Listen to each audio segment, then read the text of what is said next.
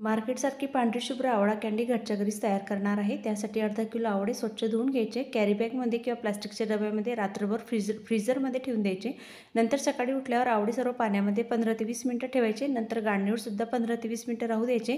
आवळे छान नरम झाले की त्यामधून आवळ्याचा रस काढून घ्यायचा आहे, सर्व बी काढून घ्यायची आणि सर्व आवळीच्या सालसुद्धा आपल्याला काढून घ्यायची आहे। साल अजिबात राहू द्यायच्या नाही आहे। 10 मिनिटासाठी आवळ्याच्या फोडी वाळत ठेवायचे। अर्धा किलो आवळ्यासाठी अर्धी वाटी बारीक केलेली साखर सर्व फोडींवर टाकून द्यायची। साखरेचं पाणी होते तोपर्यंत मिक्स करत राहायचं आहे। नंतर सर्व फोडी आपल्याला अर्ध्या किंवा 1 तासासाठी झाकण ठेवून द्यायचं आहे। 1 तासाने छान सर्व मिक्स झालेलं आहे। आता 2 तासासाठी आपल्याला आवळा कँडी उन्हामध्ये सुकवायची। 2 तासानंतर घरामध्येच 2 दिवस सुकू द्यायची। नंतर त्यावर बारीक केलेली पिठी साखर टाकून द्यायची, मिक्स करायचे आणि काचेच्या बरणीमध्ये पॅक करून ठेवून द्यायची। पांढरी शुभ्र आवळा कँडी घरच्या घरीच तयार झालेली। रेसिपी आवडली असेल तर लाईक, शेअर आणि सबस्क्राईब करा।